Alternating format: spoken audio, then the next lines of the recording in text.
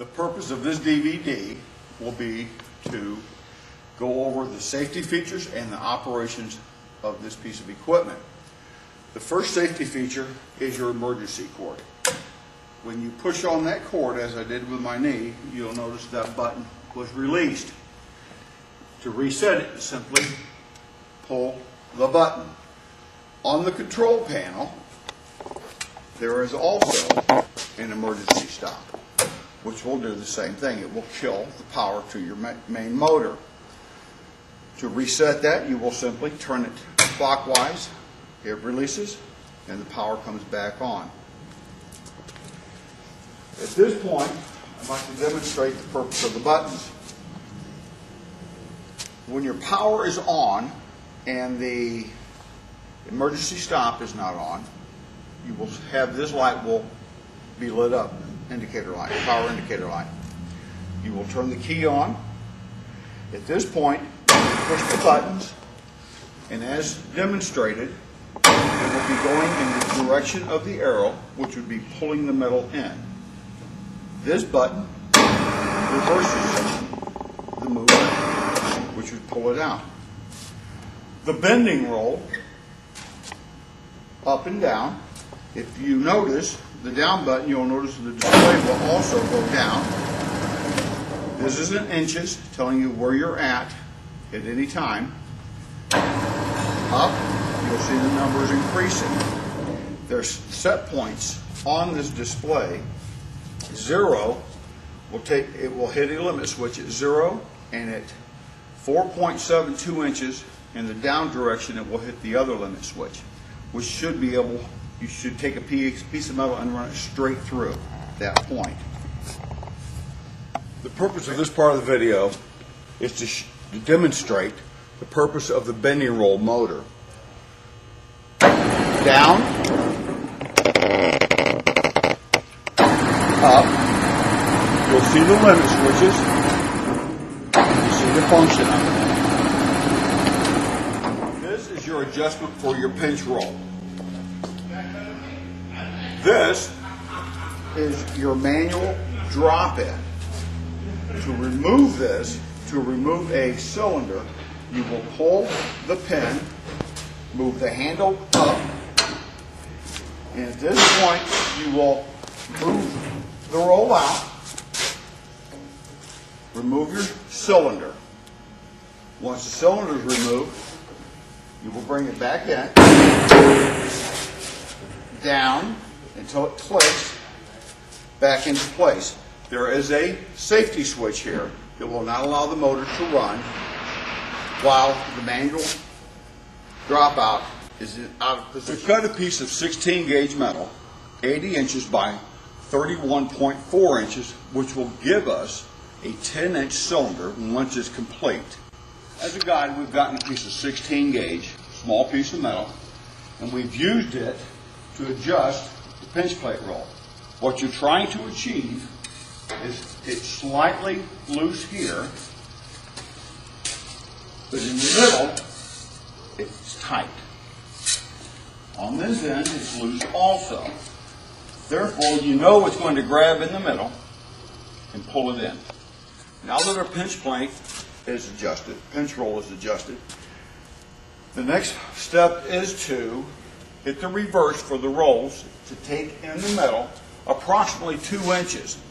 At that point, you also will elevate the forming roll to exceed what you think will be needed to form a 10-inch radius. We'll demonstrate. How much I got over here? You want to see?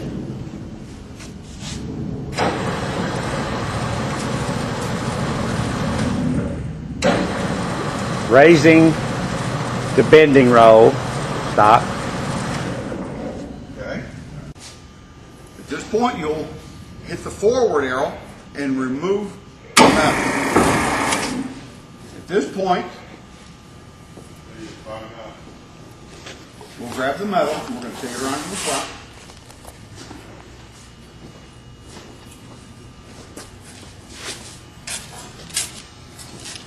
Let me get the, hold it right there for me, control it.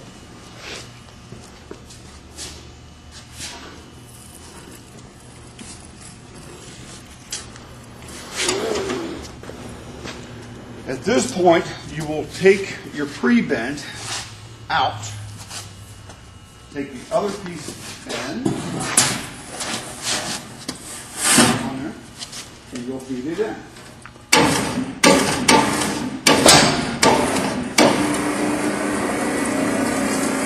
All right, get ready to stop. Stop. Now, Okay. we will elevate the forming roll.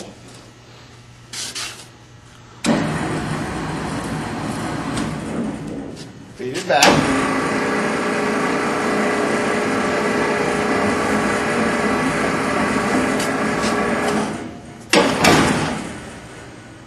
Elevate the forming roll forward. Feed it back in.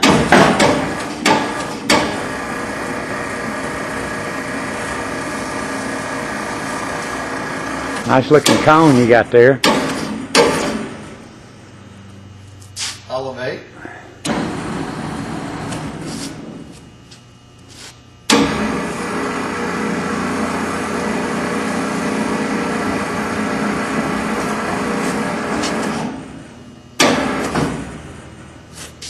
Elevate.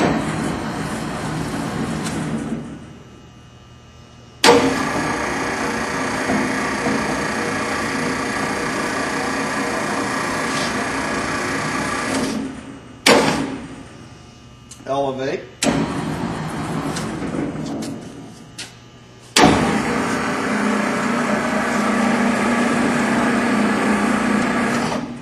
At this point,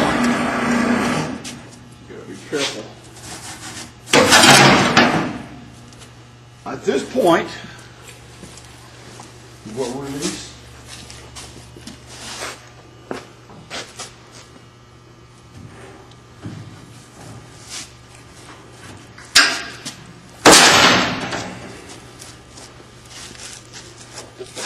Simplify.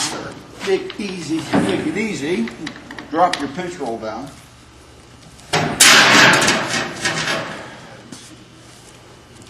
Lower your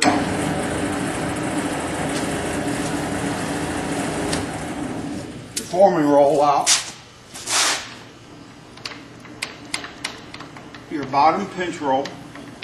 Lower it.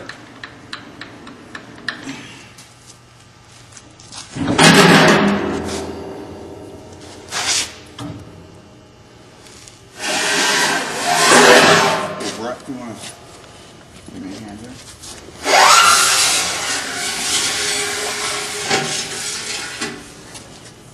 Lift it up. And we have approximately a 10-inch diameter cylinder. I'd like to briefly go over conical shapes. You start out with a piece of metal formed approximately like this, and at that point, what you will do is you will remove this door after achieving a pinch point down in the center here, depending on the length of your cone, needs to pinch there. What you will then do is remove this door, break the coupling, and you will loosen or you will drop this pinch roll down. Your metal will be forced up against this horn. At that point, you will come to the back. You will remove this door.